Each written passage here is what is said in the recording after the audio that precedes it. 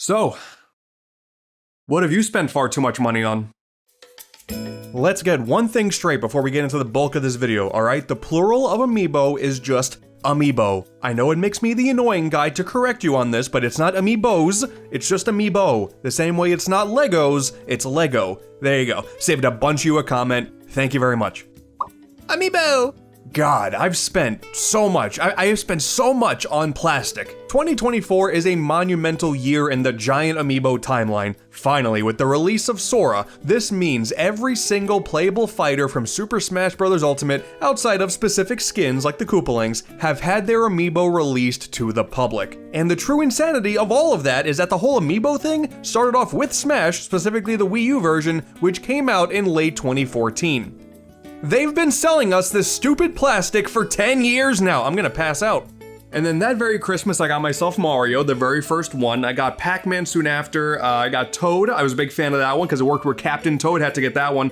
And I told myself, you know what? I'm only gonna get the characters that I really like.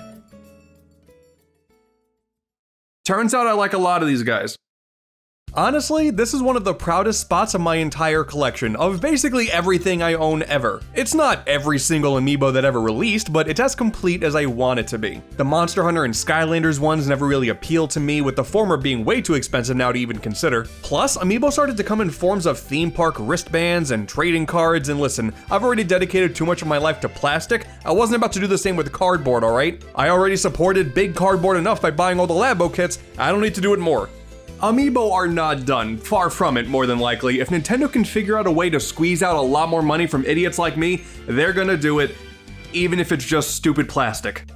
But with the Super Smash Bros. Line finally complete and it coinciding with the 10-year anniversary of Amiibo's existence, I figured now is as good a time as any to talk about the entire history of all this stupid plastic. There's some there too, if you didn't see it. There's like, I'm surrounded by it. I bought way too much of the stuff.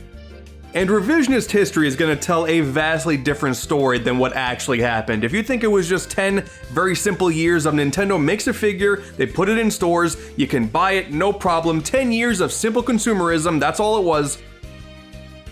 No, okay?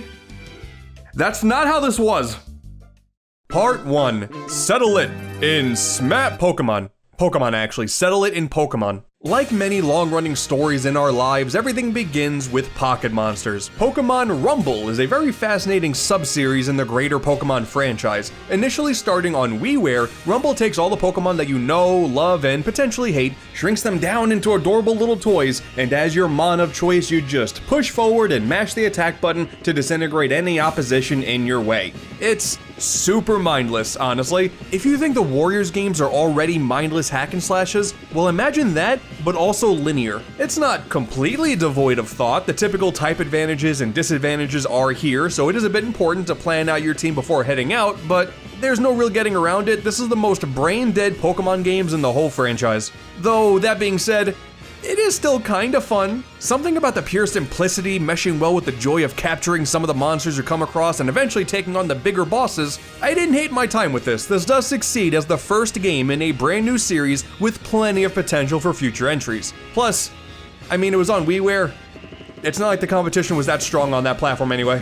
Rumble would eventually get 2 new entries on 3DS, with Blast and World. Blast was one of the 3DS's first games actually, and gameplay-wise, it is identical.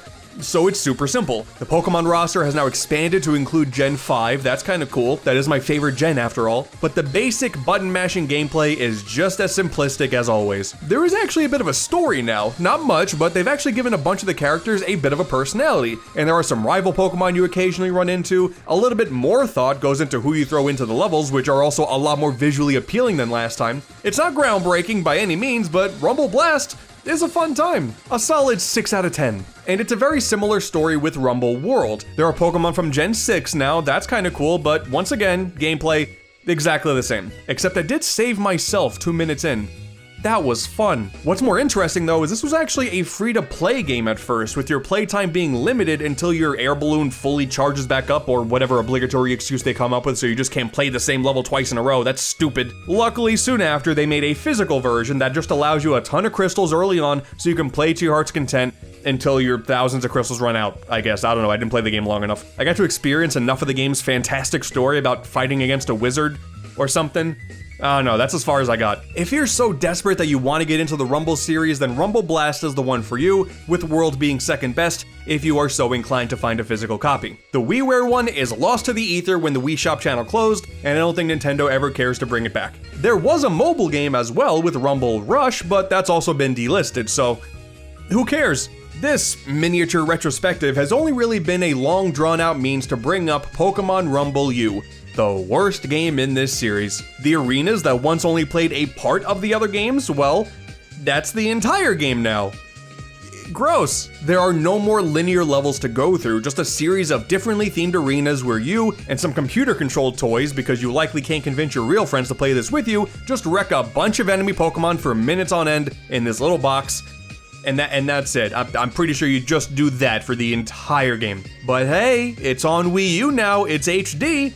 Damn it, look how shiny the coins are. Alongside the release of Rumble U were a lineup of low-poly Pokemon figurines that essentially were just early Amiibo, acting as the first use of the Wii U gamepad's built-in NFC technology that previously was only known about due to a leaked Rayman Legends trailer, of all things. Only 23 figures were ever released, most of them through retailers like GameStop for only a few dollars, and you would actually buy them as a random Pokeball and you wouldn't know what was in them until you bought them and then opened them up.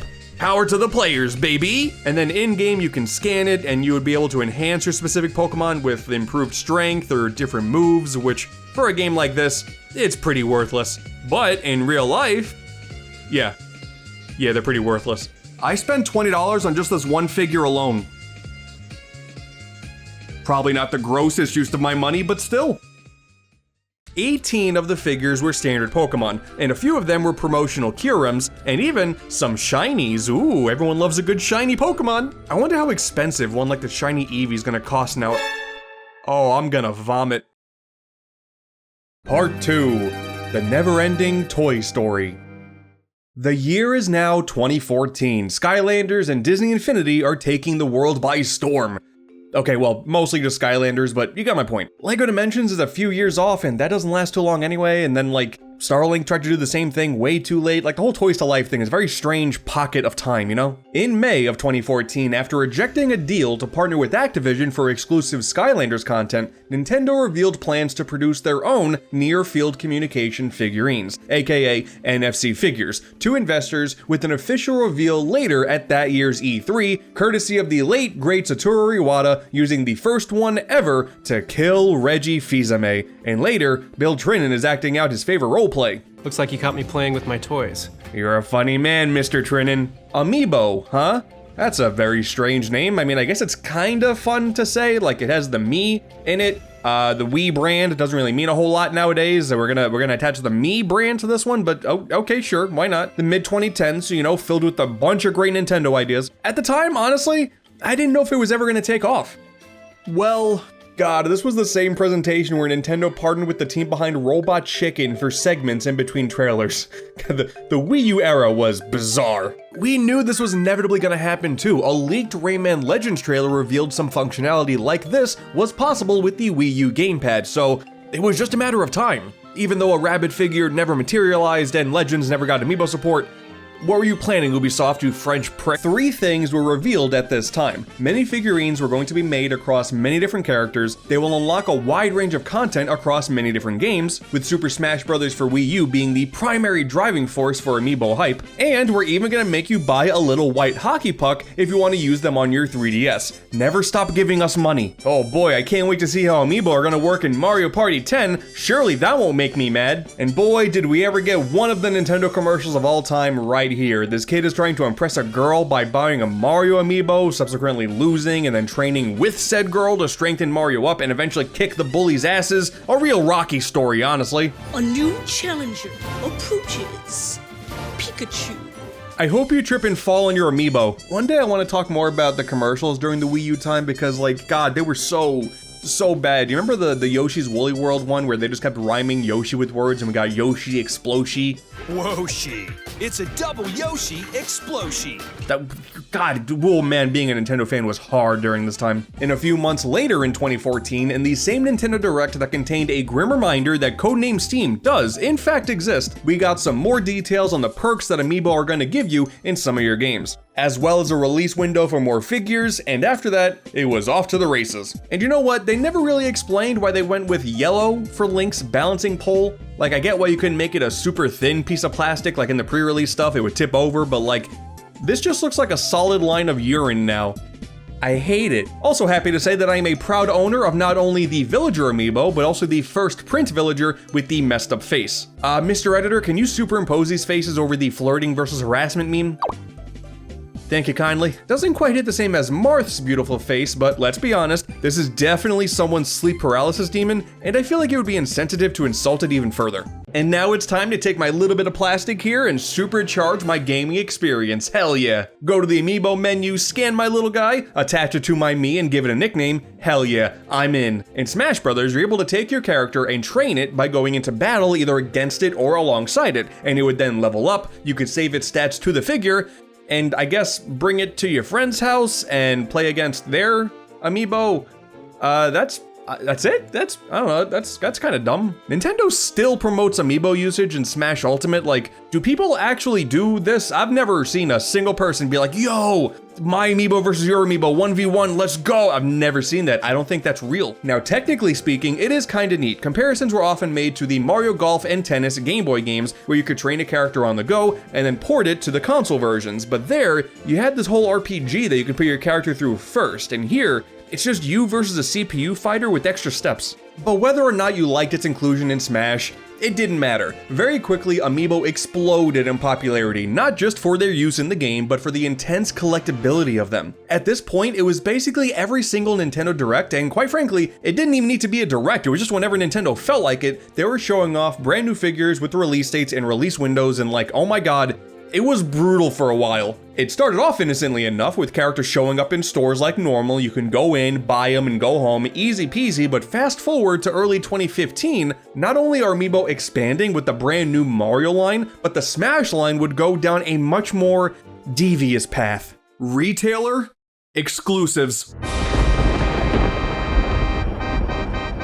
You gotta go to Toys R Us for Lucario, Target for Rosalina, Best Buy for Meta Knight, GameStop for Shulk, Waffle House for Pac-Man. It was insane! Plus, no two characters were treated equal in regard to stock. Hell, by this point, Wave 1's Wii Fit Trainer was already getting really hard to find. You mean to tell me that Wii Fit Trainer's gonna have less demand than Pikachu? So many Amiibo come with these crazy stories, man. Remember when one guy spent thousands of dollars buying Rosalina's, claiming to hate the character and rob fans of her the joy of getting the figure? And when so many people tried to pre-order the GameStop exclusive Ness that it crashed the website? And when Nintendo revealed 2 different colors of 8-bit Mario and locked the modern color scheme to a full Wii U bundle for a few months as a test to see if anybody was desperate enough to buy a whole ass console just for the figure? There's a non-zero chance someone technically spent $400 on just a piece of plastic that they sold at retail months later. Like, it definitely happened at least once. Hell, that's probably why the Chibi Robo amiibo exists. They probably figured the game would sell more just for the fact that it came with an amiibo.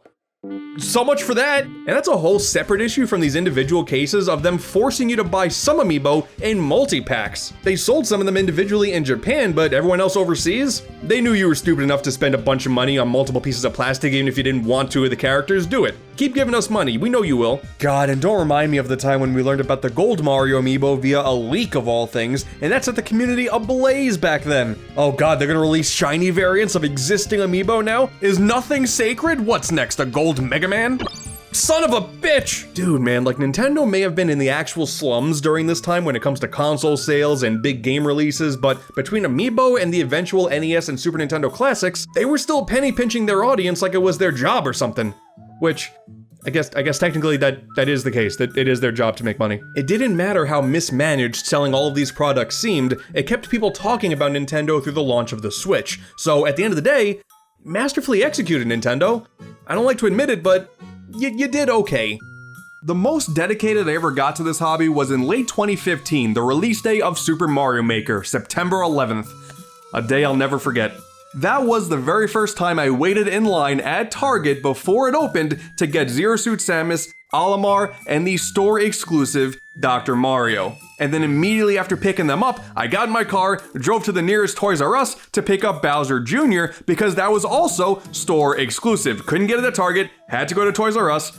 And I take solace in knowing that I wasn't the only person doing that, because basically everybody in line at Target was then at Toys R Us right after. We all had the same idea, but we didn't communicate beforehand.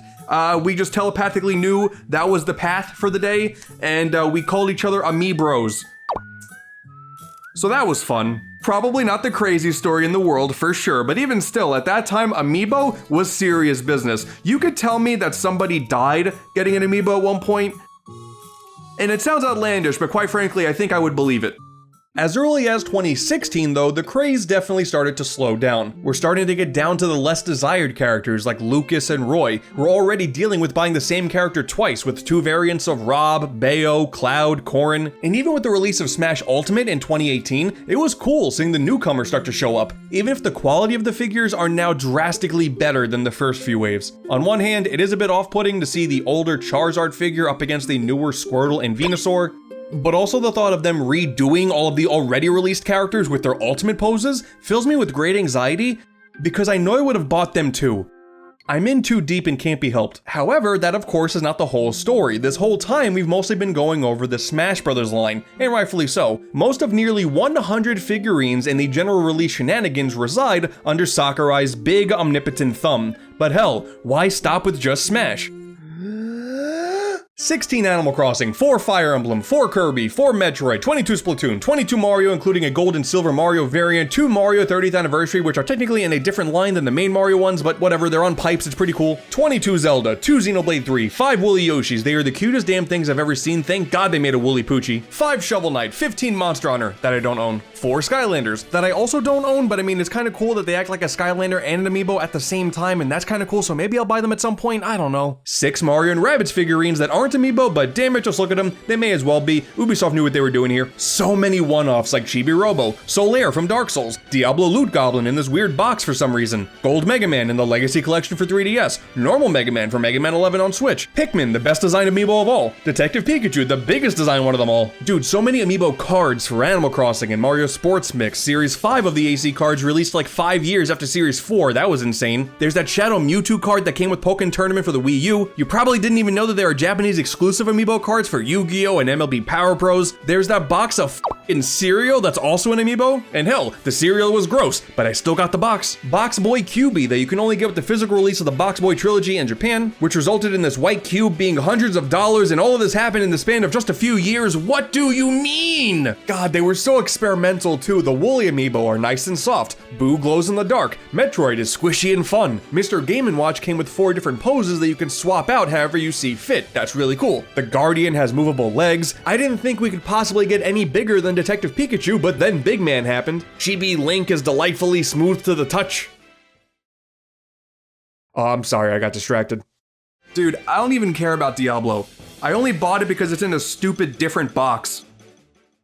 From the release of Smash Bros. Mario in November 2014 to Smash Bros. Sora in February 2024, there have been a total of 230 figures, 614 cards, throw in 9 power-up bands for the Nintendo World theme park in Japan, and we have a grand total of 853 individual Amiibo. Bro, the GBA e-reader didn't even come remotely close to that. Nowadays and going forward, your mileage will always vary in terms of general availability for each figure. Some have been out of print for years, some get occasional reprints alongside game releases. It's led to a very volatile collector market, to put it lightly. Female Corrin used to be pretty rare and expensive until it got reprinted out of nowhere, so I mean, that's nice for Corrin Player 2 fans, but Mega Yarn Yoshi fans? Nintendo hates you. You only had one shot. If you didn't get it, well, that just sucks for you. Look at this. It's so cute. I love him so much. Such a large market for custom Amiibo figures grew from this as well. There are people out there designing Miis designed off your actual creations. People are creating 3D printed Amiibo bases for the remaining Game & Watch poses if you don't want to just have them laying around somewhere. They're taking an Animal Crossing villager card and slapping the functionality into a handmade figure. That's incredible. And hell, people are even doing that for the stupid cereal too. You can get this little 3D figure of a tiny cereal box, and that works as the same functionality as the little back of the actual box. That's so cool. Thank you for cereal preservation. It would take far too long to show off every cool custom creation there is, but to say the Amiibo craze didn't spawn a ton of creativity based on the pure passion and love for these characters would be a flat out lie. But believe it or not, Amiibo are a lot more than just these quirky little things to collect. they actually work with video games too. Oh yeah, they do, don't they? Part 3. Using them as they were originally Nintended.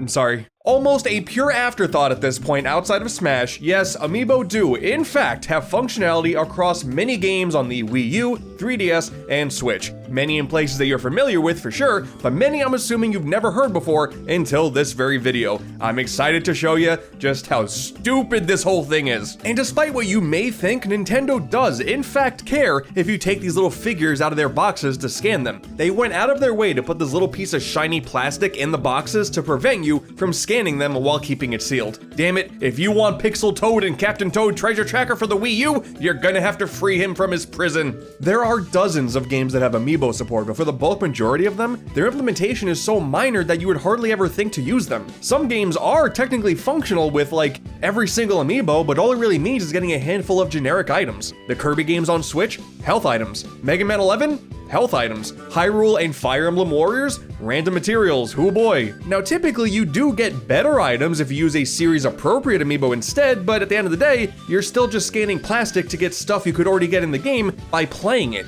but you just wanted the easy way out instead. Like listen, I get it, I scanned an Amiibo during the really hard segments of the hard mode of the boss rush and Kirby in the Forgotten Land. I'm shameless, I'll accept that. I bought the plastic, damn it, I'm gonna use it. Or you could be Hyrule Warriors on the Wii U where the spinner weapon is locked behind one of the various Link Amiibo. It's the only way you can get it in that version of the game. Sure, it does give the Amiibo value, but it certainly turns the figure into a physical DLC voucher, something they would remove in the Legends port for 3DS and Definitive Edition port on Switch, where you can get the weapon as part of the base game, no problem. The aforementioned Pixel Toad feature from Captain Toad is essentially the same thing. Scanning the Toad Amiibo on the level select screen would simply hide a little graphic of an 8-bit Toad in that level for you to find and tap on, just so the game could say, yep, you definitely just did that. And then when they ported the game to 3DS and Switch, it was now something you could access very normally by just playing the game.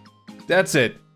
Okay. Oh, but don't worry, now if you scan the Wedding Mario Odyssey Amiibo, you can get access to the brand new Mario Odyssey themed levels, which are already in the game, but at the end of the main adventure, so if you want to just have one of the end game rewards instantly without actually playing the game, then have at it. Cool. But the bright side on the entire concept of Amiibo is that even if some of these were pretty meaningless in their own bubble, maybe that figure could be useful in another game. Let's take a look at Luigi for example. He would give you a chance to revive yourself in the 3DS port of Luigi's Mansion. He would get you coins in Mario Party the Top 100. There's a little cosmetic and style savvy. Whatever.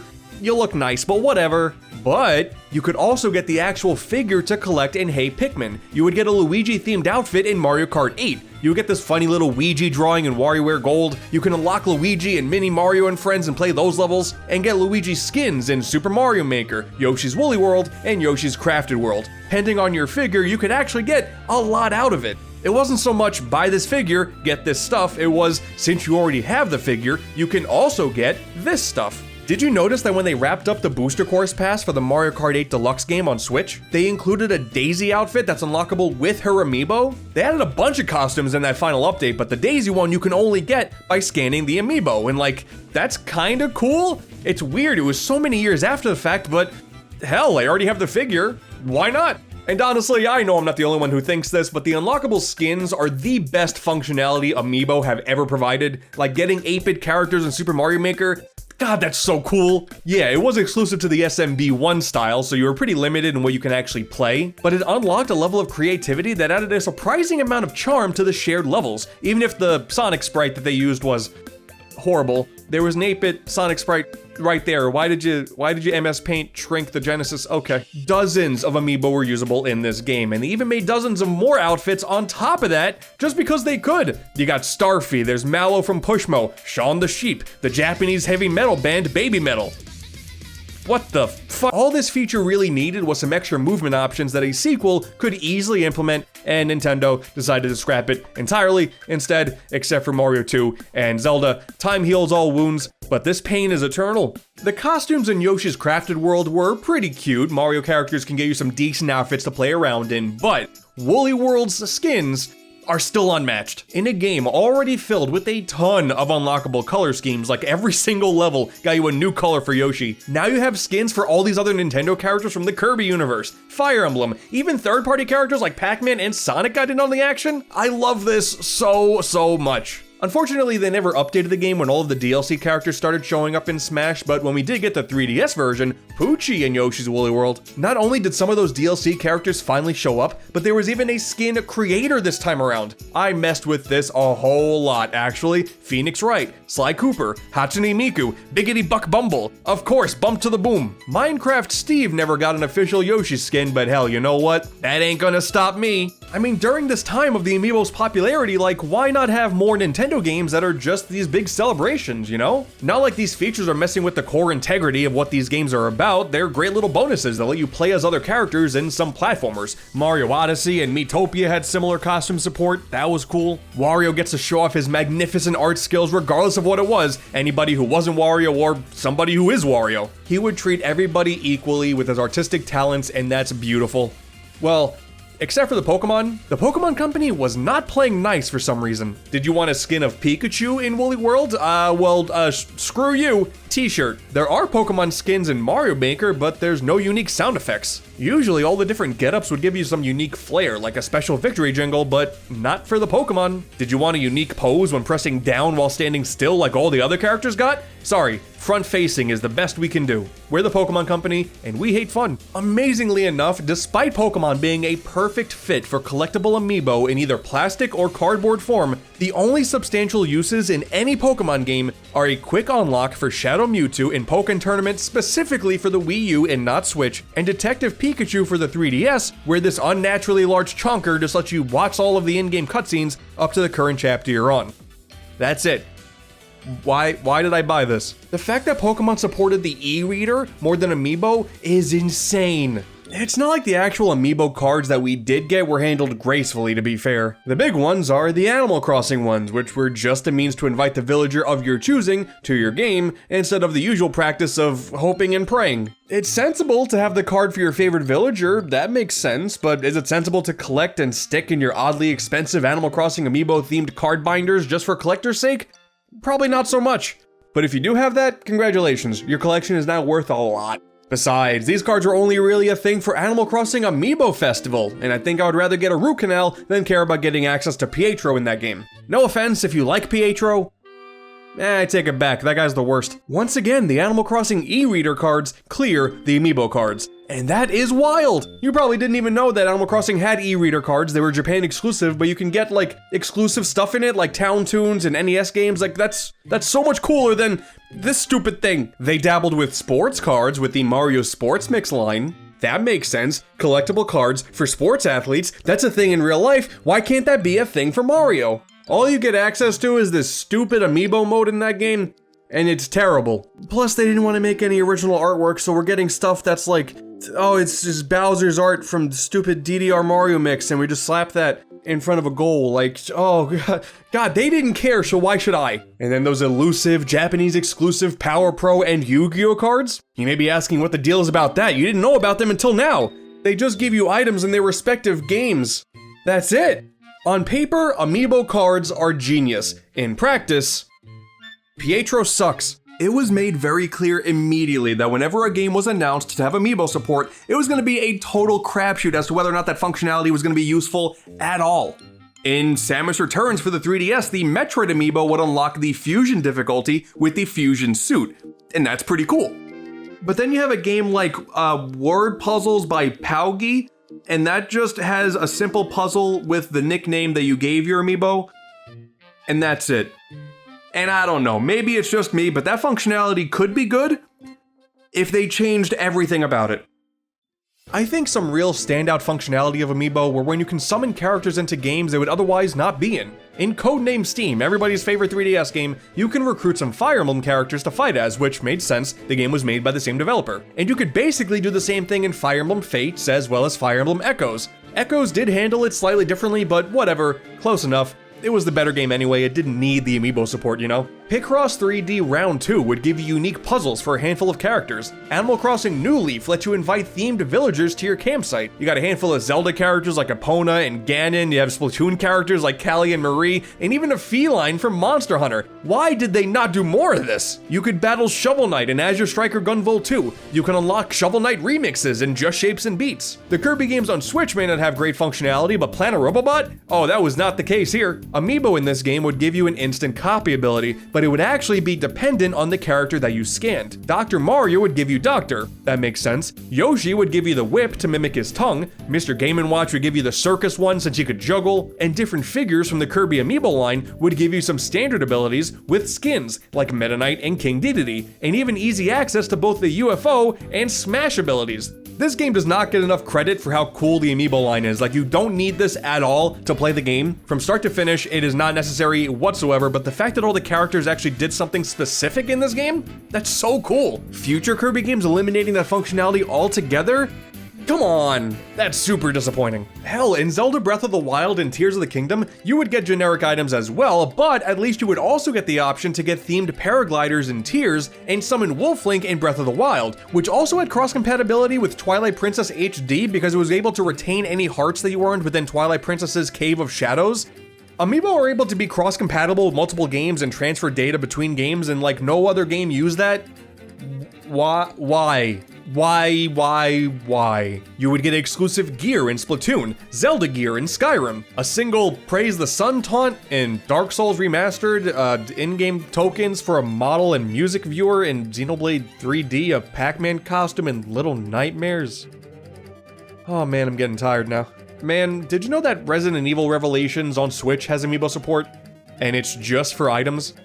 Like, why even have Amiibo support at that point? I would have taken a Jill Sandwich Amiibo, are you kidding me? Or like the weird goopy monster thing, like sure, I'll put that next to Rob, I don't care. Taiko Drum Master for the Wii U in Japan had support for the Animal Crossing figures, as well as Pac-Man for special songs, that's kinda cool. Once again, unlocking themed goodies for a game that you didn't think had them, that's nice. It was certainly more useful than any Amiibo giving you coins in Teddy Together for 3DS? What? Teddy Together? What the hell is Teddy Together? Okay, yep, nope, I am not playing this. One of the proudest spots of my entire collection is the QB Amiibo. Partially for its value, it is a very expensive piece of plastic, but partially because I'm also one of the lucky few to actually use it in-game. Bye Bye Box Boy, the third in the underappreciated Box Boy series, has Amiibo support. The Kirby line would unlock these colorful skins for the different characters, which is pretty cute, especially since the blocks that you create are now Kirby Star Blocks. Love that. And the QB Amiibo lets you play as his sister, QC, and use a pseudo Game Boy Color filter. I mean, listen, alright? It's not great, but this video let me go back and play some Box Boy again, and god, I love these games so much. There's even a QB costume in Kirby Battle Royale for the bomb ability, and it lets you throw exploding QBs. I love it. Like, this is now the best part of the game that no one played. Throw in easy access to the QB Spirit in Smash Ultimate, and yeah. That's what the most expensive Amiibo in 2024 nets you in games that it's compatible with. You see, that may be upsetting, but what you should be upset about is Bye Bye being used as the game's name, only for them to make another game on Switch like he didn't go bye-bye. A real Final Fantasy situation here. Also, Box Boy plus Box Girl didn't use the Amiibo, and that's where my real anger lies. Well, maybe the solution is to have some games that are made specifically with Amiibo in mind. Amiibo Tap, Nintendo's Greatest Bits, was a free-to-play game that unlocked bite-sized demos of random NES and Super Nintendo games, and it didn't matter which Amiibo you would use. You could scan the Poochie Amiibo and then play a boss from Zelda 1. I don't care, just play these games, I guess. It was just some weird backwards marketing thing because you would play the demos of the games and it would just say, hey, if you want to buy the full thing, go to the eShop. So it was free demos that you had to get by buying the plastic, just so then the game would tell you to buy the real software. This was weird. Mini Mario and Friends Amiibo Challenge, another free game that locks a heavy bulk of content like all of the game's interesting levels behind individual characters that you have to scan in order to unlock. And once everything is unlocked, it's ultimately not even that big of a game anyway, so At least the toys are cute. Mario Party 10 had an entire Amiibo-based mode called Amiibo Party, which ended up being this incredibly soulless parody of traditional Mario Party at a time where the developers clearly lost the plot regarding what made the series fun in the first place. God, in an interview during Treehouse Live during E3, they basically admitted that their only attempt to make a full Amiibo-based game came in the form of Animal Crossing Amiibo Festival. This was the only time we got a full retail game where Amiibo were the selling point. This is it. You guys want a hot take with this one? I think the game is bad. You see, the joke is everybody already accepts that this is one of the worst things Nintendo's ever done. It's a miracle they survived past this point. The hilarious little Easter egg about all this is Amiibo Festival performed so poorly that GameStops around the country started selling just the Isabelle and Digby Amiibo that the game was originally packaged in this new stupid box that we designed in 2 seconds on shelves, and maybe it'll sell better. I don't know if it did, but it's just funny that this exists. And for perspective, you gotta remember, this was the same year we also got Mario Tennis Ultra Smash, which does also have Amiibo support. That's just basically a copy and paste job of the same code as Smash Brothers. You play alongside and train a CPU player. How thrilling. Oh, this game is made so much better now. I'm glad Nintendo survived this year, cause oh man. Dude, have you ever heard of Conga Master Party on the Switch? Of course not, but turns out it has Amiibo support. Boy, how far we've come. If you haven't noticed by now, there has been a distinct shift in optimistic tone regarding how collectible Amiibo are versus how useful they are. Yeah, of course I bought the Zelda and Loftwing Amiibo because it's a beautifully designed figure that sits really nicely with the rest of the figures in this franchise. In Skyward Sword HD, all it does is quickly warp you from the surface to the sky in a game already filled with plenty of points that already let you do that. That was dumb. That was really dumb. And even when an idea sounds good on paper, like collectible sports cards from Mario Sports Superstars, it ends up being used in the dumbest mode possible in a game that already gives off soulless cash grab vibes. The ultimate dilemma with Amiibo has been the same since its inception. If you make them too useful, then you're locking really useful functions behind a paywall that's just a plastic toy that may or may not get uses in the future. That doesn't sound great, but on the other hand, if you make them useless, then what's the point? I mean, the point is to get money out of idiots like me. I know the answer for that question is that, but you get what I'm saying. And you see, the thing is, from my perspective, I have no idea what the solution to that problem is. But also, Nintendo clearly didn't either.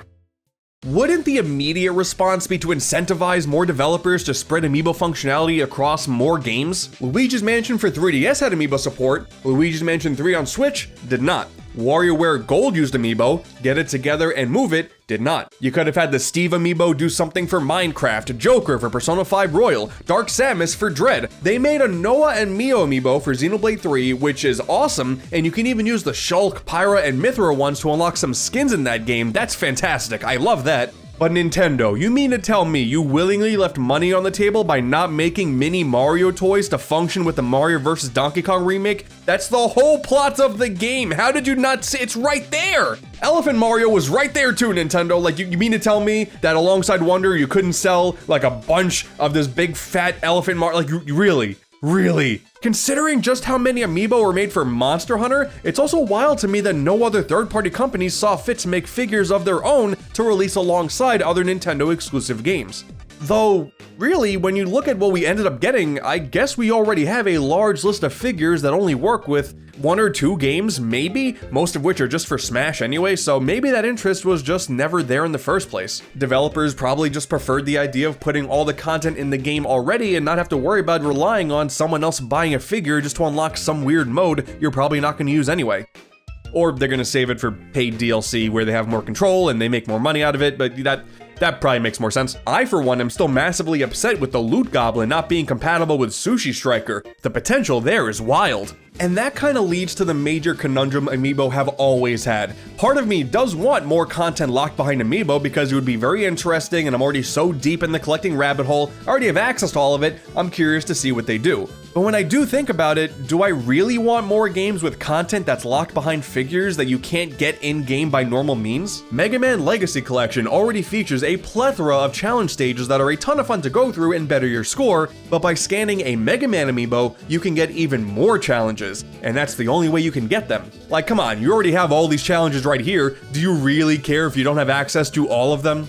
And see, when it's phrased like that, it sounds a whole lot worse. It ends up making these Mega Man collections objectively more content-filled than they are in other consoles, but only if you have the associated plastic. It's all just essentially DLC with extra steps. Locked content you can only obtain in a way that doesn't guarantee the publisher gets any of the money, as opposed to just releasing it on digital storefronts. I don't know, people have probably modded these challenges into the Steam version anyway, but that's besides the point. And I mean, even looking back, Nintendo kind of feels the same way too, that this was dumb from the start. They put the original Amiibo exclusive content from Captain Toad on Wii U in the Switch version without needing the figurine, but then they added new figure compatibility that was ultimately worthless, so it's better now? During the height of Amiibo hype, people kept saying that Nintendo should have built a game like Skylanders or like LEGO Dimensions, a large-scale adventure, basically the entire game locked behind the figures, but hey, we can have crazy crossover potential here, something like Smash, but just based on fun and not kicking each other's asses.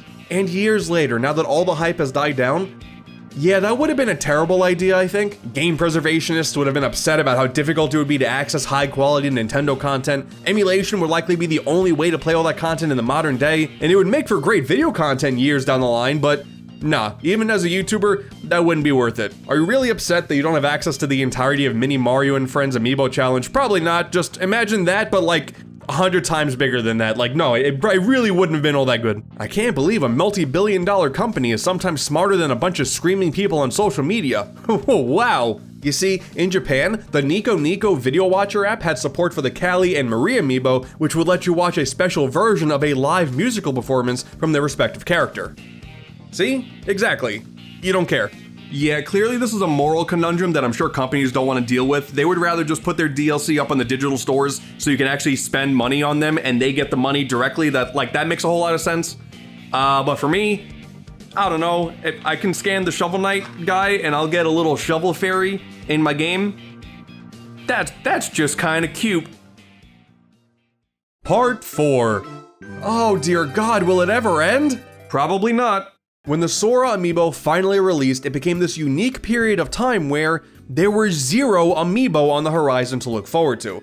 That is unheard of. However, they did also make multiple figures for Tears of the Kingdom, Splatoon 3, Xenoblade 3, and then they made the DK and Diddy Kong Super Nintendo World power-up bands that will end up doubling as Amiibo, and like, God, I don't know, man. Amiibo act in mysterious ways. General interest in Amiibo is certainly hitting an all-time low with the Smash line finally complete, and Smash Ultimate theoretically being the last time so many of these characters will appear in the same game ever again. But listen, it's Nintendo. If they find out more ways to squeeze more money out of diehard fans, they'll do it. Don't doubt them. It'll be no different than how hardcore fans used to buy strategy guides, additional resources for a game that you love that double as both something cool on your shelf and something that may or may not be useful in the game in question. Or, who knows, with the Switch's time as Nintendo's latest and greatest console eventually coming to an end, maybe this is the last we'll ever see a brand new plastic figure from them ever again. Certainly no more cards, like Amiibo cards were an abject failure, that just don't even consider that to be a thing anymore. Like, whether or not you have a complete Animal Crossing set, good for you. You gotta admit that they did not handle these well